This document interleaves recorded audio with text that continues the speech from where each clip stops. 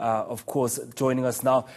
There has been some improvement in terms of the gap in society for men and women, but it seems it will take a far longer time for countries to catch up in terms of all these gaps.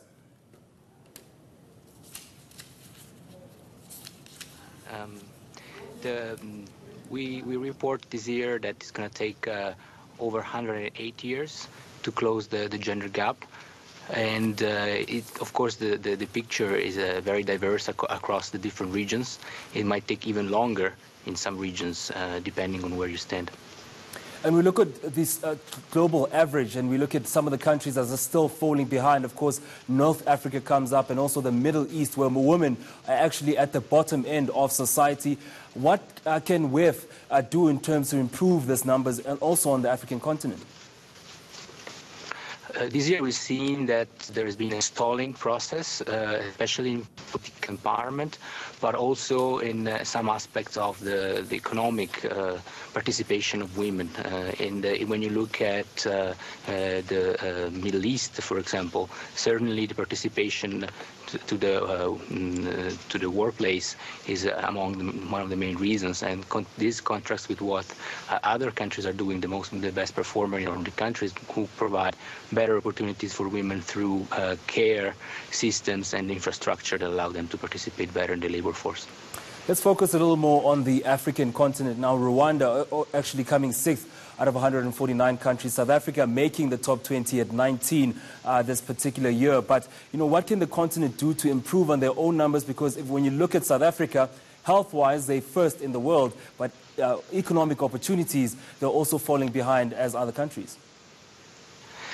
Yes, if we look at the regional prospects, so the main reason why the Sub-Saharan Africa region takes a step back this year is mainly driven by the economic conditions. So there are a bit less women participating in the labor force, and also a little bit less progress with respect to senior position and income.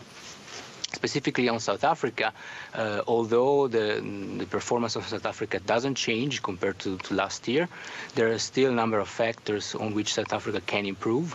For example, the amount of women who are in the board of directors or senior position is still quite low. There is quite an improvement to be done there. And also in terms of political empowerment, there is, even if South Africa is quite advanced there could be improvement.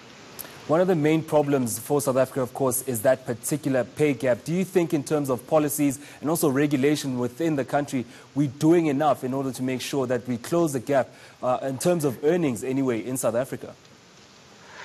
When we look at the comparison between the best performer and South Africa, we've seen that although some of the regulation have been in place, not being completed, and certainly the way that care is treated has an impact on pay gap as well.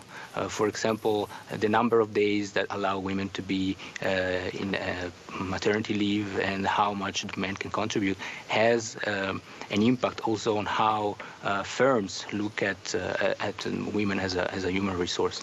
And just quickly, Roberto, some of the solutions that WEF is looking at in terms of making this a better place for women in terms of the pay gap they have between them and their male counterparts. Well, there is a number of ways through which this can be improved.